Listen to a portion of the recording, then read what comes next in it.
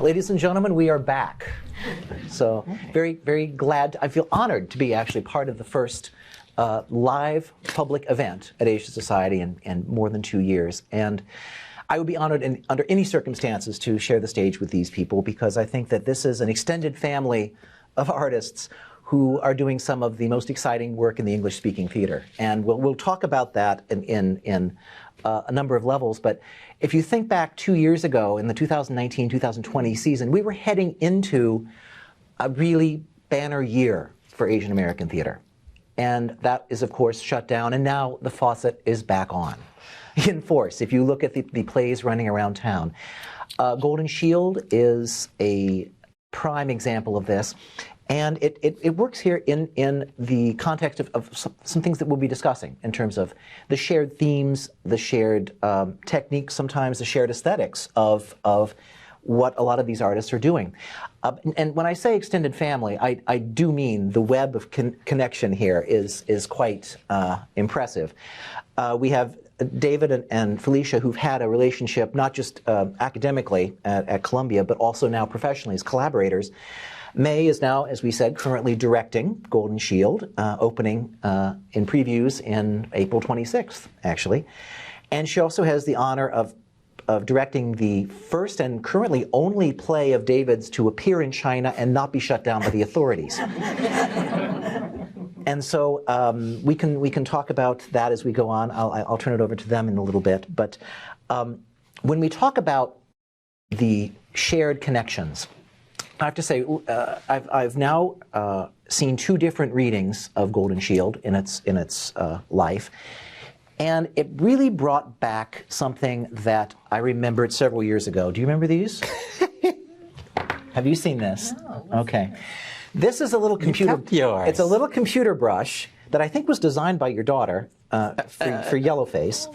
Yeah, yeah. And it says, "Yellowface, Google this."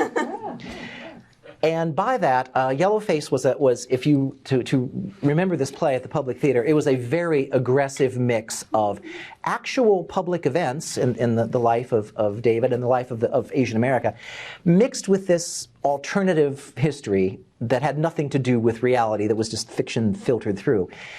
And we jumped to Golden Shield, which was really, again, about a true story. The skeleton of it is about the American tech companies who helped build the internet firewall in China and were later sued in an American court of law by Chinese dissidents who claimed that their rights were being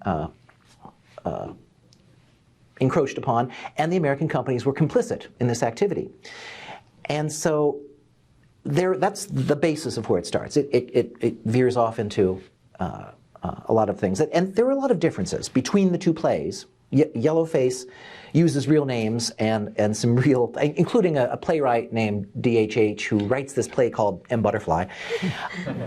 Felicia changed most of the details, I have to say, and compressed the timeline a bit, I think, and none of the actual companies are named.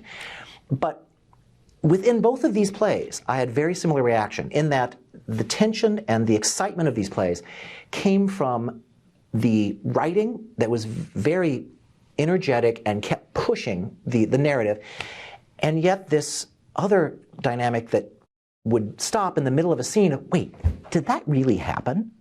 I mean, what part of this is actually true?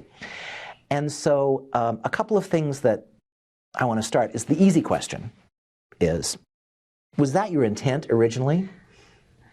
That people would have a relationship thinking about, like, how much is this play true? Yes. I hope so, but I also hope that, you know, part of the reason for fictionalizing these events and rooting it in, like, a story about 2 sisters is that you get swept up in the emotions of it, and that having that emotional access to these fictionalized characters allows you to process the moral and ethical issues of the case in a different way. So I think when the play starts, certainly it is this legal thriller, and I think you do have a relationship with, like, how much of this is true, but then hopefully by the time you land in the 2nd and 3rd act, you're just swept up in the emotional journey of it. Yeah. Well, that leads me to the bigger question, which even from the time of M. Butterfly, you start with a headline and you develop a play. how does that happen? I mean, what's the process going in the creative mindset? You want to answer that one? Me first? Whoever wants to start, but I think yes. Let's. Well, I guess since mine was a long time ago. So in the case of M. Butterfly, most of you might know this, but let me just summarize it in a sentence. It was based on a news article about a French diplomat who had a 20-year affair with a Chinese actress who turned out to be A, a spy, and B, what we now maybe call physically male. And the diplomat claimed that he never knew the gender of his lover. So it was a story that I heard at a cocktail party at first, because it's the sort of thing you would hear at a cocktail party. And this was, in the late 80s, so it's not like I could do it was hard to do research. Like, there was no internet. Those of you of a certain age may remember that there was like one newspaper stand on 42nd Street where you could get foreign newspapers. But it was just really hard. And I couldn't find out that much about the actual case. I initially thought of doing it as a musical, which actually somewhat relates to it now being an opera. And I had never written a musical, so I didn't know any composers, I didn't know any lyrics. It was just too much trouble to do it as a musical, and too much trouble to do the research, so I just made it all up. But a lot of it turned out to be true. Like, I thought that I made up the idea that the diplomat kills himself. And in fact, the actual diplomat, Bernard Borsico, did try to commit suicide in prison. He didn't succeed, but the scene that's at the end of M. Butterfly is, some version of what happened. And then there are a lot of just interesting coincidences where the character of the contact person in Chinese intelligence happened to be the name of the actual guy. Yeah. Well, and there are done several. I mean, Yellowface is another example, but that might be a bit of an extreme example because a lot of those were out of your scrapbook. Yeah, I mean, Yellowface is different because I was, doing sort of an unreliable memoir about my own life. So, so I actually knew what was true there and what I was making up. Yeah. So, how is that similar or different than what you dealt with in the creation of Golden Shield? I mean, a huge difference in the process is that I have access to the internet now, and the play is very much about the internet. So I was able to access a kind of extraordinary wealth of materials when it came to researching this play. I could read, pretty much all of the court documents related to these lawsuits that were arbitrated under the Alien Tort Statute. I could read Supreme Court rulings on them. I read people's theses on the construction of the firewall in China. I read, accounts of dissidents. So, and then, like David says, at a certain point, you throw that stuff away and you just try and write a compelling piece of drama and see what you retain. But also, a lot of the process of working on this play was just paring it back. The initial drafts are really stuffed with research, and then over time you sort of like try and bring it back to something more human. Yeah. That was actually my next question. So glad that you jumped ahead with that. In terms of just when do you know? When do you have enough research to start? That's always tricky because it's a rabbit hole.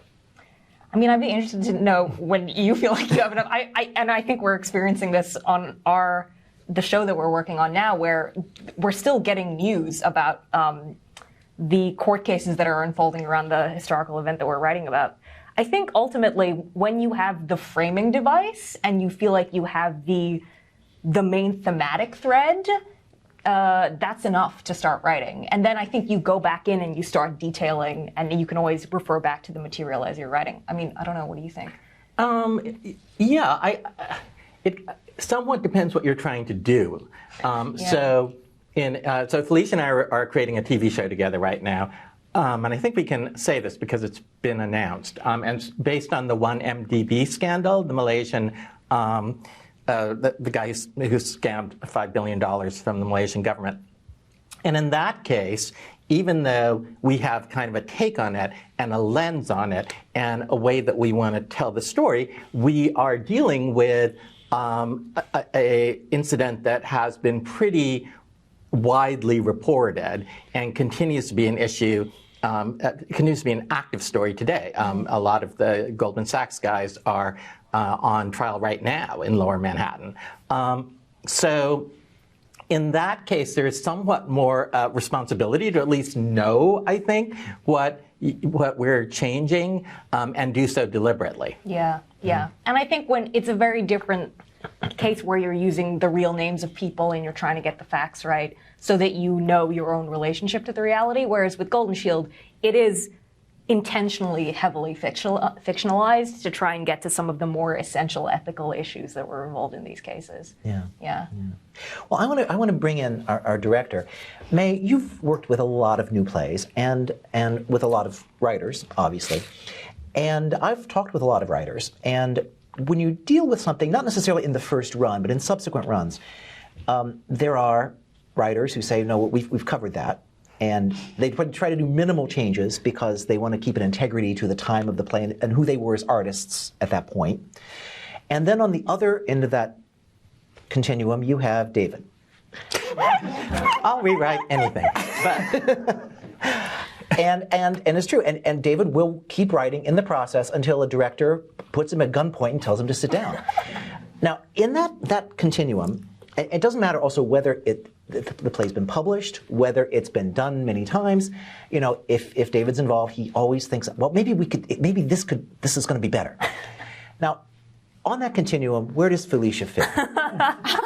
Because Golden Shield has been done in Melbourne, and it has been published. So where does she fall on that?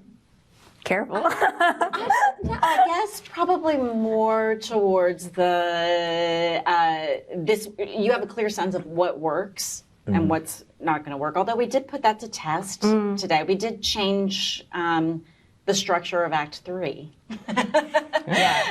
Yeah. So we're still doing stuff and like tweaking minor things in the play. We changed one word. Yeah. We changed one word today. One word today. Yeah. Well, and all of Act 3. Yeah. And all of Act 3. Well, so for people who have not gone through that process, could you tell people what exactly how does that work? The relationship between a writer and a director. Well, I think any that relationship is very unique in any kind of union and any kind of collaboration. So, but because I love working in the room, shoulder to shoulder with the writer, I will.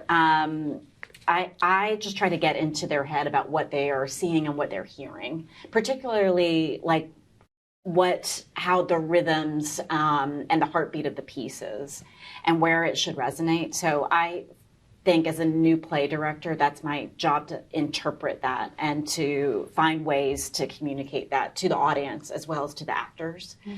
And I think with this piece, my way in was also I love diving into a world that I don't know. And so in this case, it was diving into this legal court case and diving into the makings of the internet. And I was one of those that I think of the internet, I think of a cloud. It's all very amorphous. So like I had a lot of research ahead of me to figure out what exactly the terminology that these tech experts were using.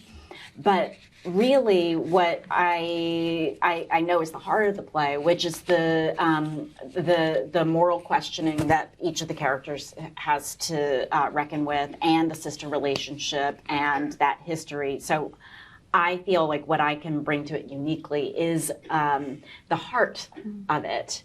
Because that often is the baseline for the work that I do. And so I guess my job is to sort of interpret. And research is very obviously clearly important for that, to get into the head and get into the story.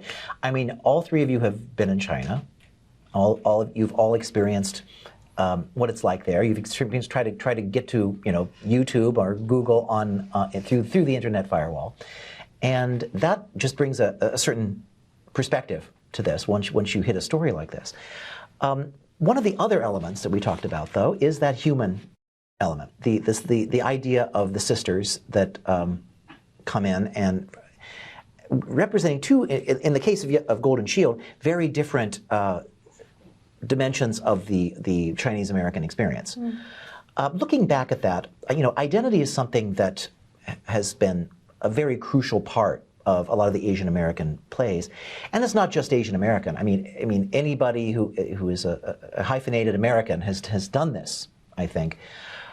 But over the past few decades, that's been very different. I mean, it used to be you were either born here and grew up here, or if you were here and born in another country, you were here either as an expat on a temporary basis, or in a refugee status who couldn't go home. And that has changed, as the relationship with America and other countries has changed. I guess we should start with you, David, because you've had the most experience here. Yes, could we talk about how that? Well, the most experience. Yeah, I mean, the way I would put it in terms of playwriting is that there are several different waves of Asian American playwriting. So you have sort of the first wave, which was sort of Frank Chin and Momoko Iko and Wakako Yamauchi, and then you have and they're sort of just kind of claiming this ground, this literary ground and the story ground that could possibly exist. And then you have a second wave of people like myself and Philip Gotanda and Valina Houston and a lot of people in that second wave.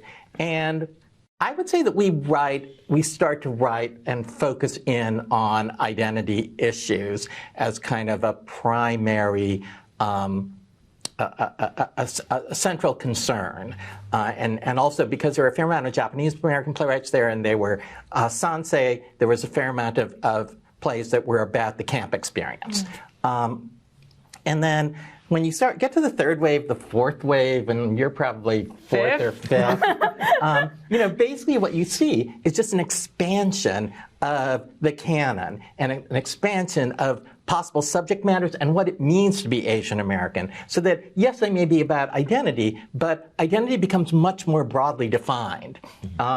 And you have more shows where there are mixed race characters, or where the characters are Asian, but their Asianness isn't the primary concern, they're Asian characters, but it's focused on kind of a queer storyline, and all sorts of things. So, and that's where I think that you kind of come into this, because you're now dealing with a more kind of transnational sense of identity, which is also Asian American, but it really expands from where we were, when I started out. Yeah, I mean, I think the play, I have always tried to write plays that are essentially about like the intersection of digital culture and globalization, and I think that's just because it's my lived experience, I grew up not remembering a time before the internet. I grew up as this, nomadic global citizen, and I think I have these sort of like international humanist politics. I really want to see the world represented on stage. So the play does deal with sort of a diasporic Chinese American experience of these two sisters who have moved back and forth between China and America and their different cultural relationships to their identity. But the play is massive and it has characters from all over the world. And that part of it that excites me is looking at the interrelation between all those different cultures colliding on stage. Yeah. Yeah. I mean, that's something, certainly the relationship between cultures, it's not a remove anymore. You're not looking backwards to the old country, as it were, because the old country is still there and very prominent.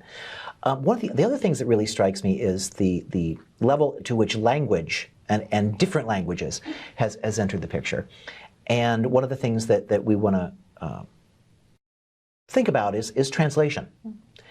And so all of a sudden, the actual Chinese language enters into this, which is a little tricky for what is predominantly an English-speaking audience, most of whom obviously do not speak Mandarin or Cantonese or any dialect. And you've come up with many different ways to do that. The irony of Golden Shield, in a way, is this is a high-tech play, but you use very old-fashioned ways of having a person in real time discuss the translation and translate.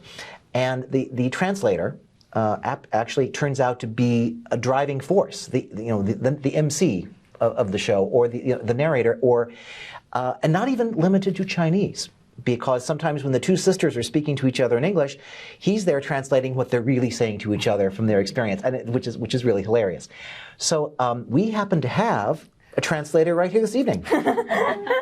And the actor who actually plays the translator in this production. And May, could you discuss this role a little bit and set up what we're about to hear? Yes, one of the brilliant theatrical devices that Felicia has in this play is the humanization of translation itself.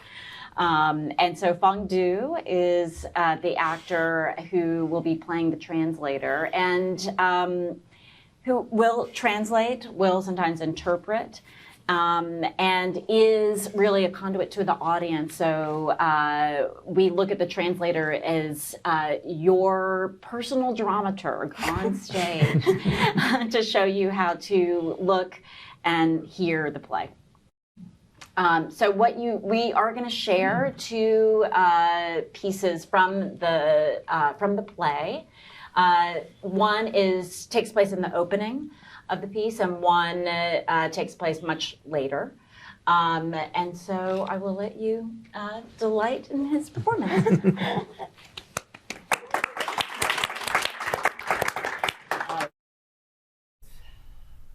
Most difficult, I guess, would be the proverbs. I generally opt for a literal translation, stone to stone, and let the hearer extrapolate. Well, take something like, every rose has its thorns. That's pretty universal. But for something culturally entrenched, or by some degrees removed, that's a little trickier. An example, 3个和尚没水喝. 3 monks have no water to drink. Any thoughts? Right? It doesn't work so well. So what do I do with that? I can try to find an English equivalent if one exists, but of course I risk making false parallels, unwittingly engaging in an act of linguistic imperialism. Or I can really spell it out. Here is the monks, here is the water, and here is what all that means. But you do lose some of the beauty of the original. It'll be pretty much with this job, I suspect. I tend to employ a kind of hybrid approach, a bit of one-to-one, a bit of analogy, context where you need it. A word of warning, though. Things can get muddy once we really get going. I always tell my client, give your mind time to adjust. Right? It can be disorienting hearing multiple voices at once. Just settle into it. Trust that your mind is a machine, and eventually it will find a focal point. Having said that, it is essential that you concentrate.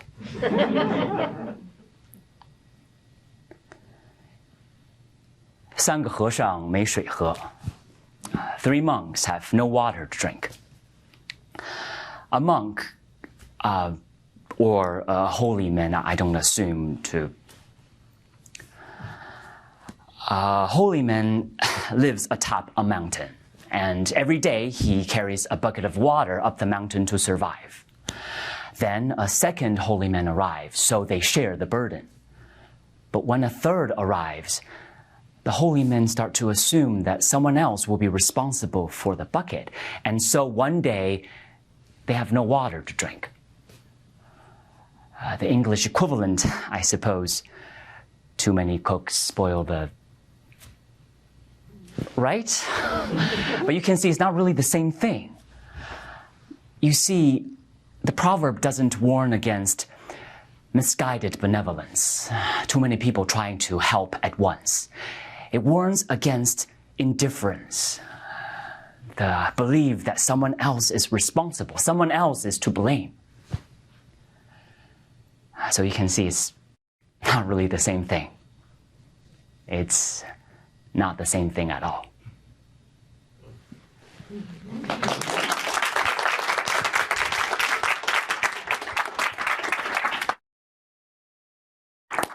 Again, low tech and very effective. Looking back at sort of the history, I mean, the first time I noticed something like this, where people were presenting a foreign language in an immediate, graspable way, was in Golden Child. And there, David's technique was basically to have the actors who were speaking Chinese in real life speak in very fluid idiomatic English, but to have the Westerners and other non-Chinese people talk in baby talk and barely grasping the language and being helped along by the other people. Now, that was fine back then, and it's still used today to a large degree, because in Viet Gone, which May directed from Quy Nguyen, that took that technique through a particle accelerator, and basically the Vietnamese guys, both there and in America, were speaking the hippest English possible, and even rapping. And so that was one of those things that would not have been possible without Golden Child. I really don't think. Oh, but thanks. But looking back at that, it seems so intuitive now. What was it like to do at the time? Oh, I mean, it's tricky when you're writing about more than one culture. The problem with how the American media and American arts have always approached this is they just assume that everybody's speaking English, and the characters that are, even if you're in a root culture, like you're abroad, and so, like in The King and I, right? Like, all of the Thai people are speaking English badly. To each other. And they're in, theoretically in Siam. So, and that's been generally the approach that American arts and media have taken. So then you kind of have to try to screw your mind around a little and figure out, well, how can you do this? And I'm further burdened by the fact that I'm not actually bilingual.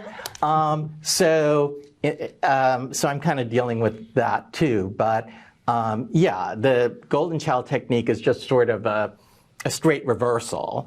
And then, then we can also work, and May also worked on my show Chinglish, which was the next iteration of trying to do that. Yeah, yeah.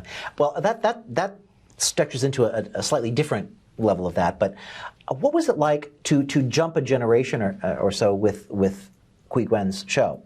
Oh, well, the English, the American characters were portrayed, their language was portrayed how the Vietnamese immigrant would hear it.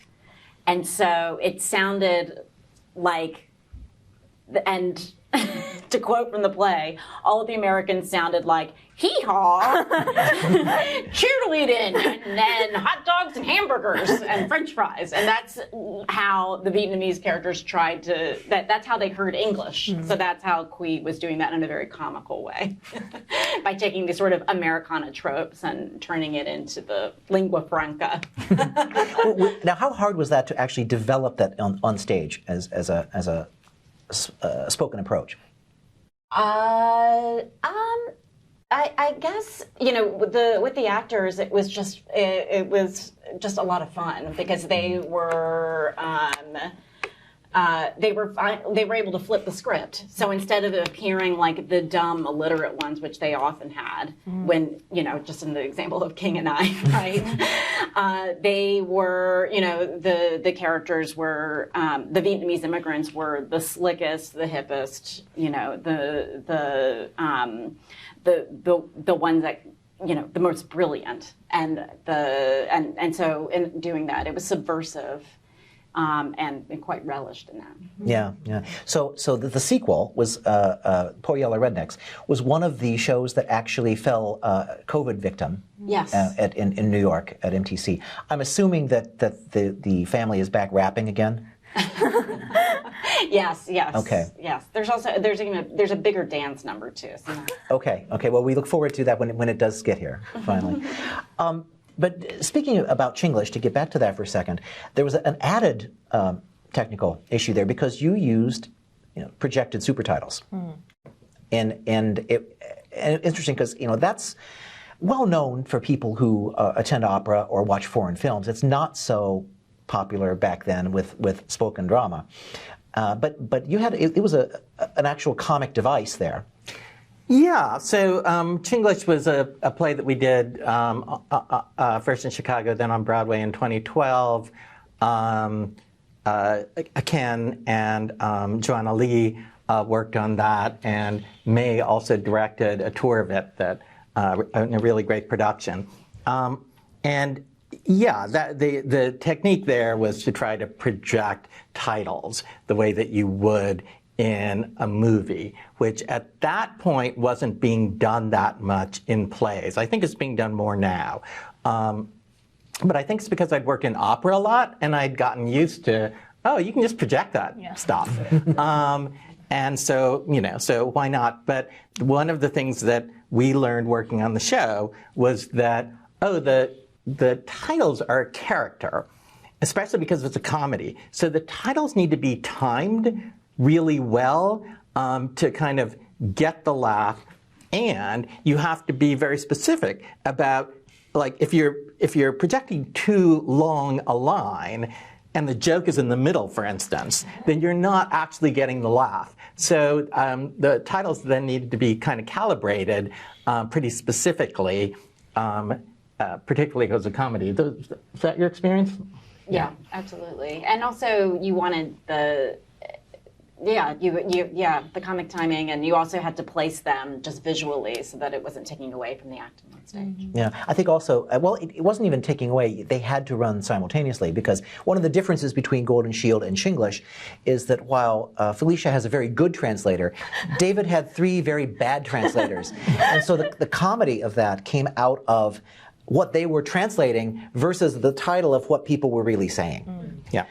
I should make it clear that the characters were bad translators. Yes. You had good translators. I had a very good translator working with me. Yes. A playwright named Candace Chong, who's wonderful. Yeah. Okay, but that was, 10 years ago.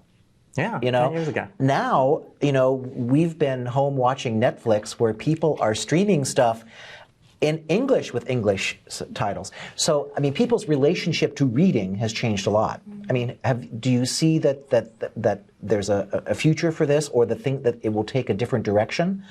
And May, have you worked with this before in other kinds of shows? I did Brigitte Joseph's play, Letters of Suresh, which had Japanese titles. Okay. And with the same delicacy, we had to treat the projections. Mm-hmm. But I think that, I think people are much more, their ear has become much more accustomed to other languages. Mm-hmm. I think people's threshold for, witnessing something that they don't necessarily understand, the verbal cues, they are leaning more intently to figure out the meaning. So. I also feel that's come full circle. Those of us of a certain age remember when audiences would be okay going to movies with subtitles because, we want to see like French movies and Italian movies and all that. And then there was like 20 or 30 years where people didn't want to read titles. And now, I mean, if you look at Pachinko, Pachinko is so heavily titled and in 2 languages. And Squid Game. And yes, Squid Game is actually something that was, of course, produced abroad. But Pachinko's like it's Apple. It's an American company producing a TV show that is largely in 2 other languages about a history and a cultural relationship that most Americans don't know about. Yeah. I think, as we've seen across media, American audiences are more engaged with global culture because I think we all feel the effects of globalization. And I think that's really changed our relationship to watching foreign media. And I think it's only going to expand. But I do think translation presents unique challenges in a specifically theatrical context that it doesn't present in film and TV. And for that reason, I think playwrights are always going to keep trying to find fun devices to find a way to do it on stage. Like Sanaz's play English at Atlantic found a really great device for translating Farsi on stage. I think that finding theatrical ways to do it is part of the challenge of the form. Yeah.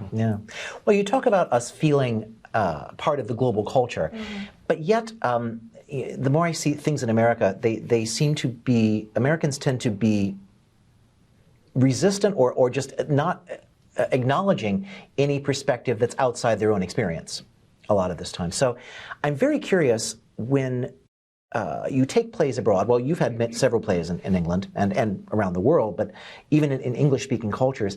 And of course, Golden Shield opened in Melbourne.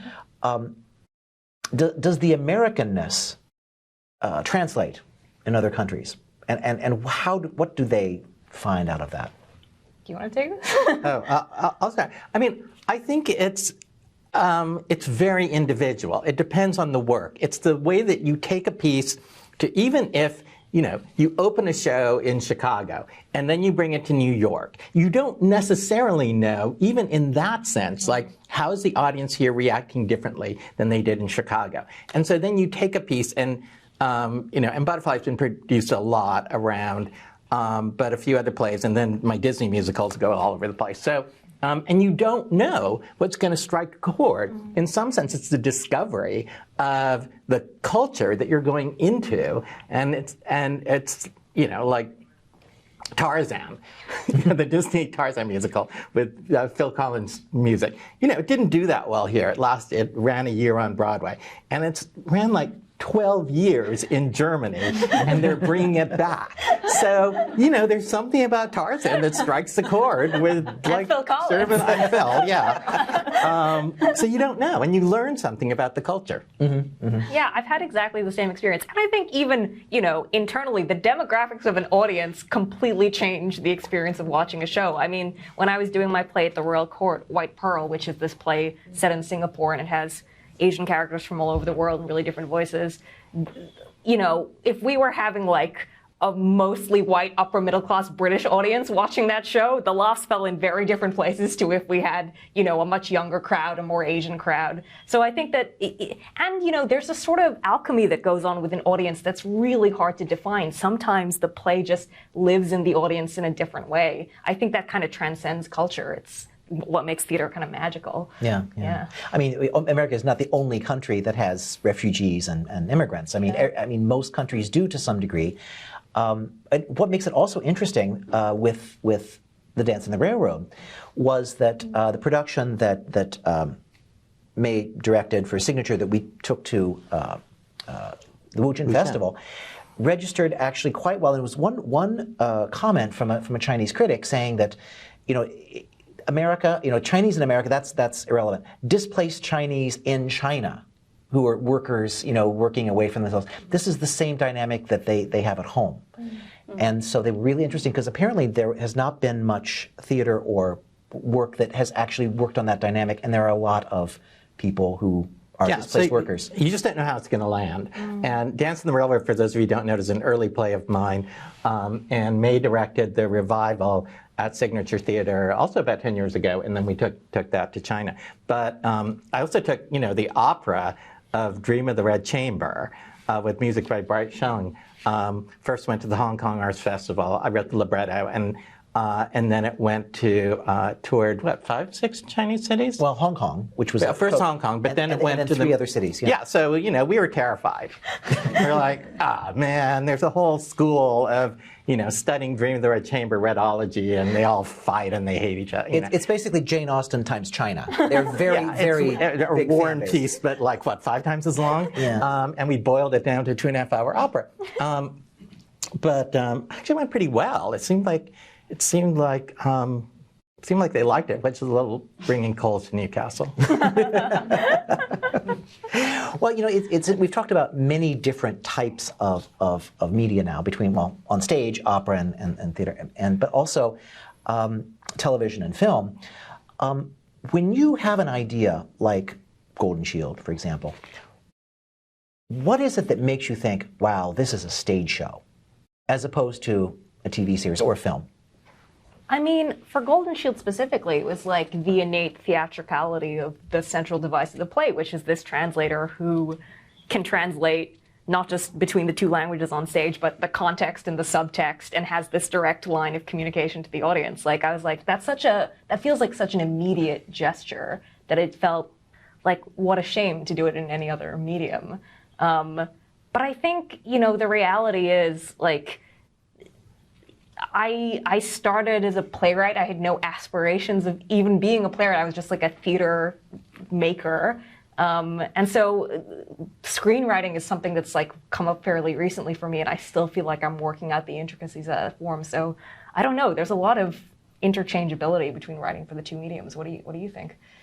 Yeah, I mean, I've written for film for quite a while, and television more recently.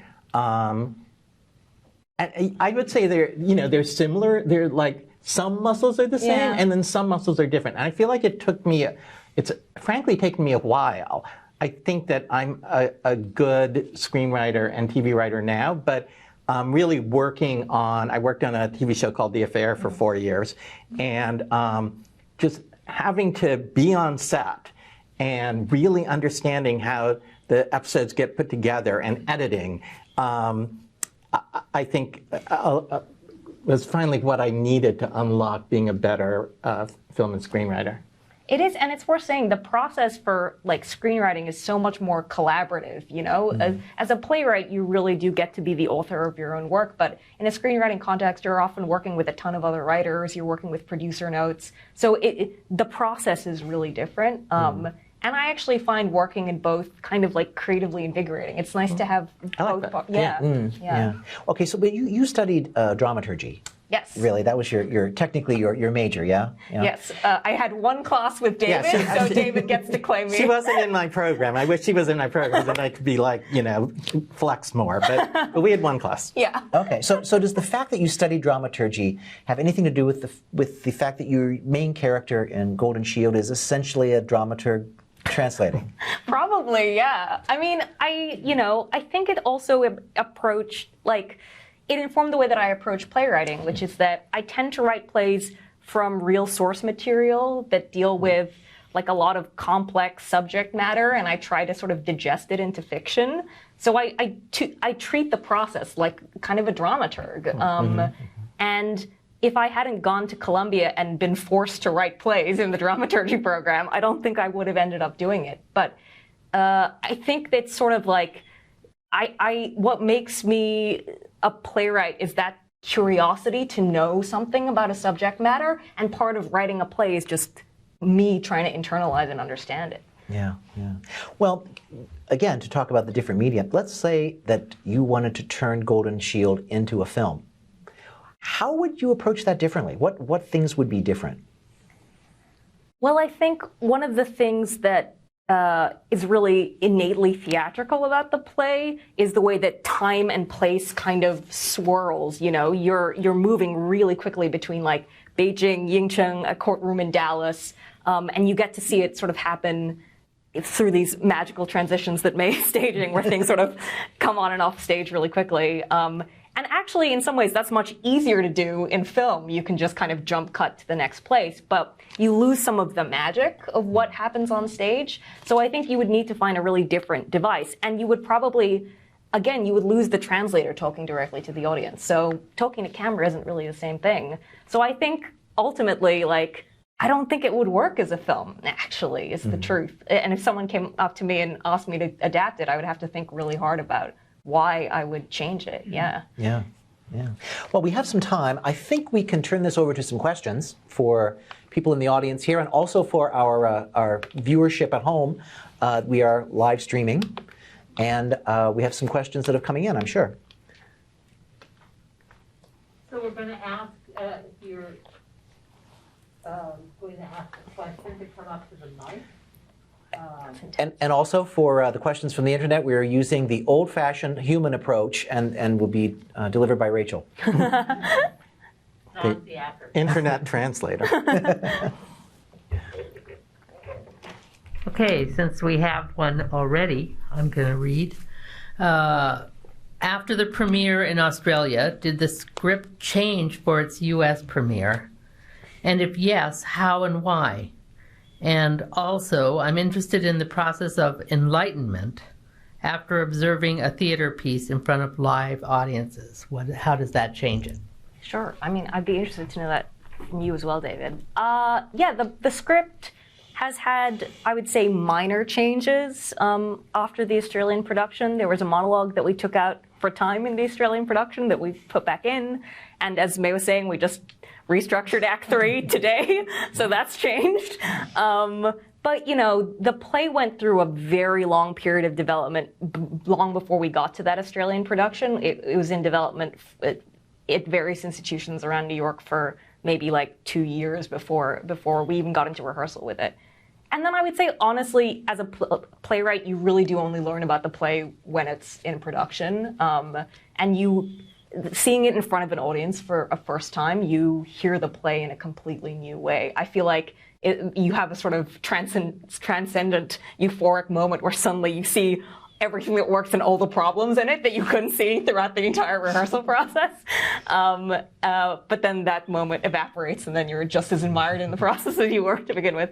But yeah, I think you don't really know whether or not a play is working until you get it up in front of an audience. I mean, yeah. Yeah, I totally agree with that. I mean, I feel like they're two enlightening and traumatic moments in the history of creating any play. And one is the first time you hear it out loud, period.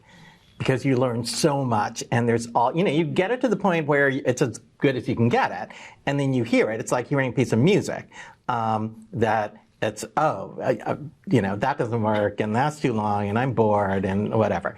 And then the other one is, yes, when you put it in front of an audience, I do believe that an audience, individual audience members may or may not say anything useful, but an audience as an organic entity is incredibly smart. And an obvious example is, you know, you think that something's funny and people don't laugh. It's not the audience's fault. It might not be the script. It might be an actor. It might be a directing choice, but it's not the audience's fault. So you start to learn. Yeah, definitely. For comedy, it's essential. You really don't know until it's... And there's nothing worse than a joke falling flat the first time you do it for the audience. And we should say that The Golden Shield is very funny. Yeah. Yeah. When we talk about the play, May and I were joking about this, it can sound very dense and heady, and we're like, it's funny. We promise it's really funny. And suspenseful. Yeah. Yeah, yeah. Okay, do we have another question? We do, but don't be shy out there. don't let it all be from out of the room. Yeah. So there's one more. Yes, let me just read this one since I'm right here, and then we'll do yours. Another question: what is one story about Asians that you think deserves to be told sooner rather than later? And request is for all three of you to answer. Wow. I kind of feel like if there's something I really wanted to tell, I would tell it. There's an idea that May and I are working on that I'm very interested in, but I don't want to talk about it yet. Somebody else. Oh my God, I can't talk about. I'm doing them. I'm doing them as various things. I feel like the stuff the plays that I'm writing now and the TV stuff that I have in development. I don't think I work on anything that I don't feel like is extremely urgent and macrocosmic. So. Well, do you want to share some of those ideas? I'm working on a play about the colonial legacy of the Dutch East India Trading Company. Ooh. Really? Yeah. Will it be funny? It'll be funny and brutal. Yeah, so I'm excited about that. May? Oh, Maybe Put you on the spot. Maybe you want to talk about what you're working on with David. huh? And we can. I mean, you can. You know, you can do no. I'll talk about it, but you talk about something else then. That's good. It gives me more time to think about the story. Okay. No, I want to do something about the 1968 San Francisco State University Third World Student Strike, which essentially, you know, it created the term Asian American at the same time that you have the president of the acting president of San Francisco State University opposing the protesters, who's S.I. Hayakawa. So you essentially create a model minority trope at the same time that you create Asian America as a radical political project. And over the decades, those two things have sort of merged. But so yeah. Yeah. Sounds good. I don't know. I guess in a way, I feel like it's what's happening to Asian Americans right now, is the story that hasn't been told yet because we're living it. But the anti-Asian, the hate crimes, and I'm interested too that there are these two marginalized groups, well, not marginalized by some standards, I guess, but, and tensions between the Black community and the Asian community. And I think that those tensions aren't really discussed in an interesting way. And I think the play that David is describing is about those two groups coming together. Yeah, it's a time in our history where there was more unity. Right. And I think in just recently, and it feels that in the media anyway, that it's often these two groups pitted against one another. So I am interested in that. Hello. Hey, how are you? Wonderful panel, and also just I guess a general thought. In many ways, we've never been in a more global place than we are now, but yet in many ways the parameters of like identity representation have never been more scrutinized. So I'm wondering, how do you write and stage people of different communities, different ethnicities, and also how do we balance that? Of course, David's been a pioneer with this, and I'm learning of your work now too, and your work where. Yes, we want to be true to certain specific identities and representations, but we want to be able to write about anything and stage anything, too. So I'm just wondering how that's changed now in our current time. Thanks. You've been a pioneer, too. You want to? You start this time. Okay. I mean, I have a personal ethics around it, which I would never impose on another writer. Essentially, because I think we are grappling with a historical moment where the identity politics of the writer informs the kinds of stories that they can and should tell responsibly, and I think that's actually a good thing. I think it's conscientious, and it speaks to where we are culturally, particularly in the West. My personal ethics is if I tell this story and someone comes up to me and says, I feel that you misrepresented my community or you misrepresented my lived experience, can I live with that, basically? And, for some projects, I feel strongly that the urgency of telling the story and representing characters outside of my own cultural experience, I feel like I can take that challenge and try to do it in the most conscientious way I can. And then for some stories, I spent, 2 years researching this huge play about Saudi Arabia. I now know a lot more about Saudi Arabia than I did at the start of the play, and then I threw it out because I just thought, I'm not the person to tell this story. I don't think I can do it responsibly, and I don't think I can live with it. So that's the ethics that I sort of developed ad hoc around it. Yeah.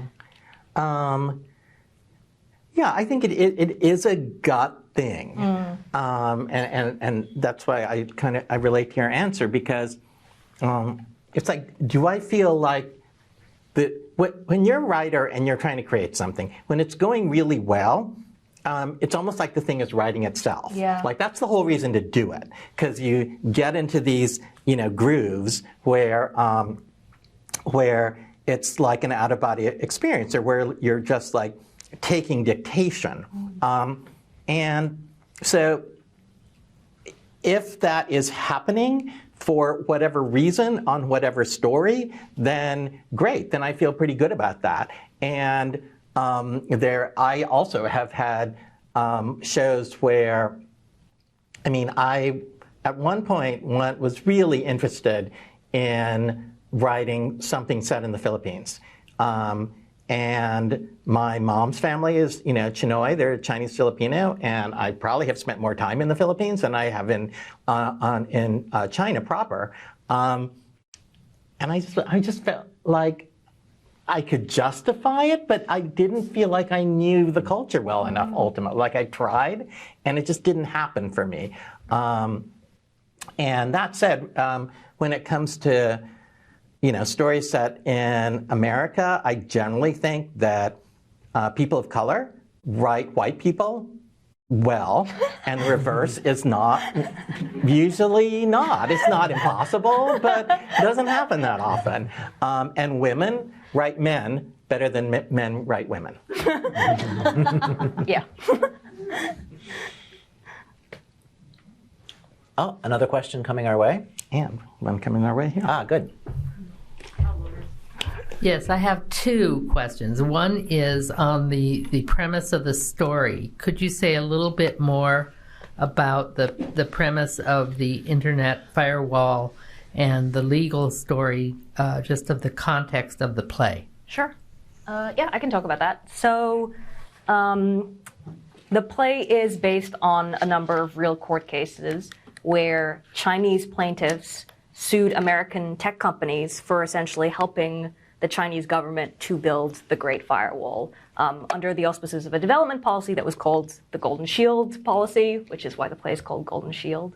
But the play really focuses on two sisters, Julie, who is a lawyer arbitrating one of these cases, and the play goes into detail about the legal mechanisms that allow her to arbitrate this sort of big international human rights case in a district court in the US under this sort of interesting legal loophole. And she hires Julie, Julie hires her sister Eva, who to be her Mandarin translator. And the play is really about their complicated, fractious relationship with each other as a sort of metaphor for the larger circumstances of the play. And yeah, the play is quite, it takes the essentials of these court cases and really heavily fictionalizes them, particularly when it comes to the plaintiffs in these cases. There's a sort of fictional plaintiff in the play who's an online activist in China who gets arrested and has his life sort of destroyed by his involvement in online activism. And that's quite different from the circumstances of the real court cases. Yeah. And let's have a live question now. Yes?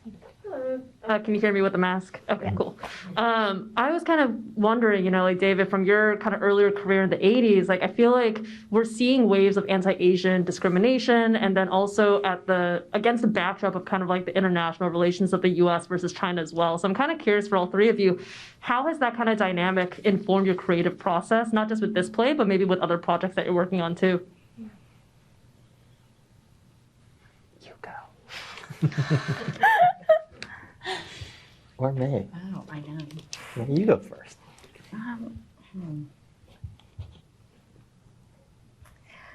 I mean, I guess,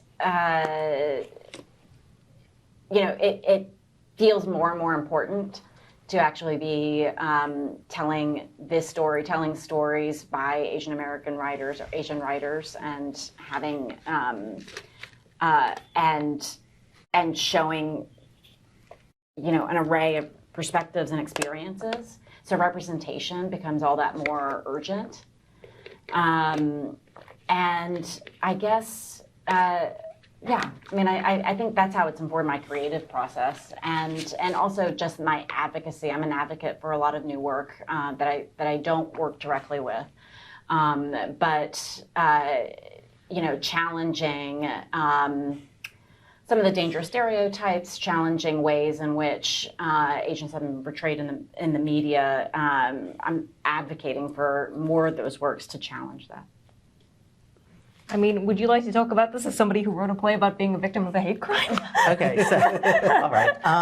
No, I mean, yes, I mean, so number one, I think that the work that we do and the stories that we tell, this just relates to what May was saying, are necessary to, as a component of combating the current wave of anti-AAPI hate. The critic Charles McNulty actually wrote something about how representation is a matter of life and death, because I think a lot of you know that in 2021 there was a survey, and like 42% of Americans couldn't name a single Asian American, and the ones that did named like Bruce Lee and somebody else who's not actually, Jackie Chan, who's not not Asian American. At least so, Bruce. Yes, Bruce, but hasn't been alive for a while. So, when we are not human, it's easier for people to stereotype us, to hate us, to attack us, and even to kill us. And yeah, I was sort of an OG hate crime survivor. I got stabbed in the neck, as probably a lot of you know, a few years ago. And I wrote a show about it. I wrote Soft Power, which happened right before the pandemic, and we're still working on hoping to bring it back in a commercial production. But that was also trying to sort of combine my experience with a hate being the survivor of a hate attack, with a perspective on this sort of international issue and the shifting relationship between the U.S. and China. And it's been, it's hard, it's tricky it moves very quickly. I think, Ken, you're the one who says that 1 year in China is like 4 years in the outside world. Something like that. And so, personally, I would say China as a Chinese American going over felt like more fun 10 years ago. And so I'm very interested in where this relationship is going, because it does have an impact on how we're regarded and how we're treated as Asian Americans. Because historically, how we are treated as Asian Americans has always been a function of the U.S.'s relationship with some root culture Asian country. And that dovetails with the notion that we're not really considered Americans. And we see this again through COVID being associated with China and the former president and all that. So yeah, the two are, for me, very closely related. But on the other hand, you're not allowed into China because you're not Chinese. Well, at the moment I'm not allowed into China, but I used to be able to go. But although it's weird in China, everybody thinks I'm Japanese. Oh.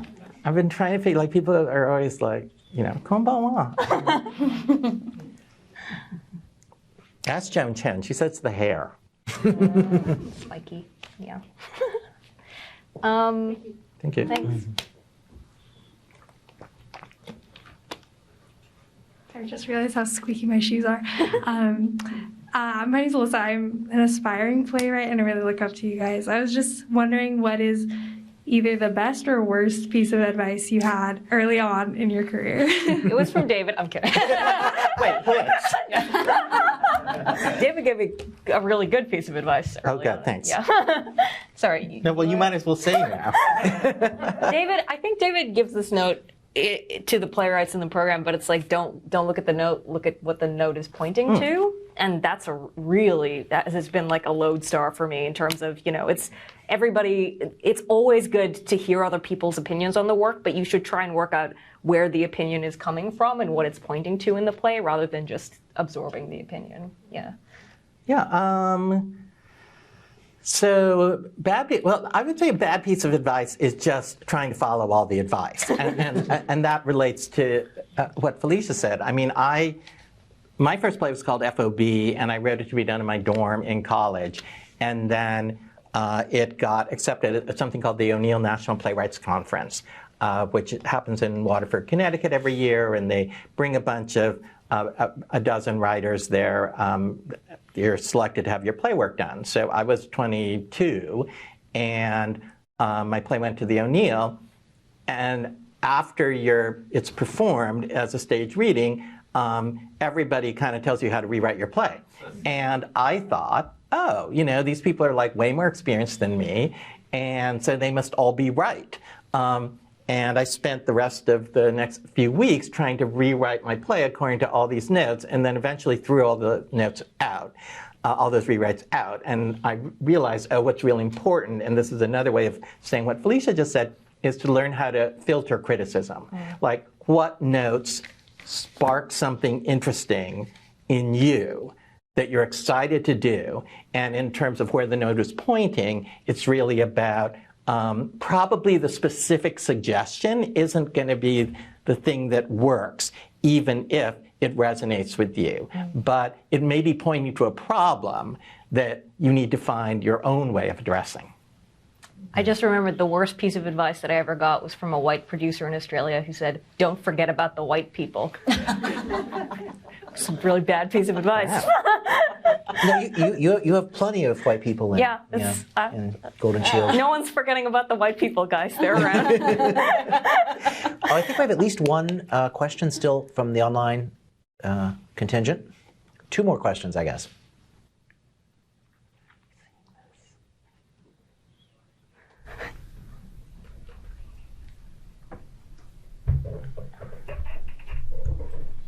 So we have, in the past couple of years, we've watched plays over social media and online. As director playwrights, have you had any discoveries about the digital presentation of live theater that you may include in your creative process moving forward?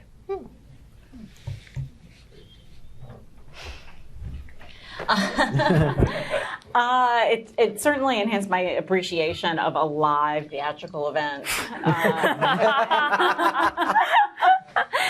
And also it just makes you realize the immediacy of theater and what it means to have an audience there with you, breathing the same air and experiencing the moments along with you is the theatrical experience that really can't be replicated on Zoom or even in a very well produced live stream event. I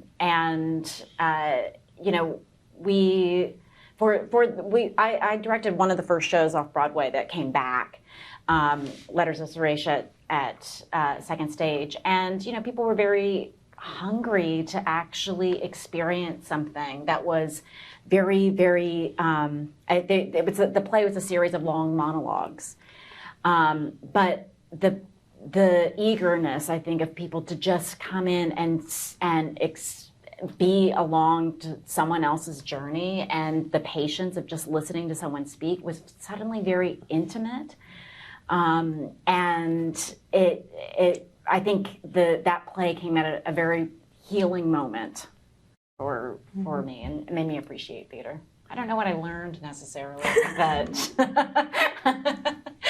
it reaffirmed. It reaffirmed, yeah. That other mediums just do. Film and TV do it so much better than theater to translate in a very flat, two-dimensional way. Mm-hmm. Well, I actually kind of feel like that's the right time to end, because I feel like the intimacy of this conversation is what I've found really moving, and being in the room together, and there is no substitute for breathing the same air. I mean, it's great. You can do things, but and to have someone jump up and be able to do a piece and share that moment with us. All of you who are watching online, it's been great having you here. But I do want to say being together at this moment is something that I really respect. And what I so value too about this conversation is that I feel like you're all in some ways working in both media. You're doing work online and on TV and in other formats. So there's that thoughtfulness of saying, okay, there is a difference between the intimacy of being together and having an audience that's responding or not responding, and work that you're doing for a different format, and sort of recognizing that, and in a way celebrating which parts you really value.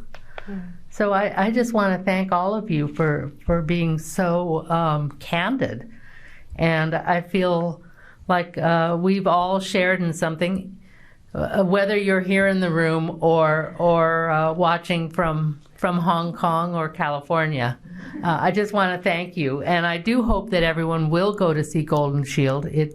It's so intriguing, and the way you've approached it is also quite powerful. So I'm really looking forward to that, and I just want to thank you for sharing this evening together. Thank you. Thank you.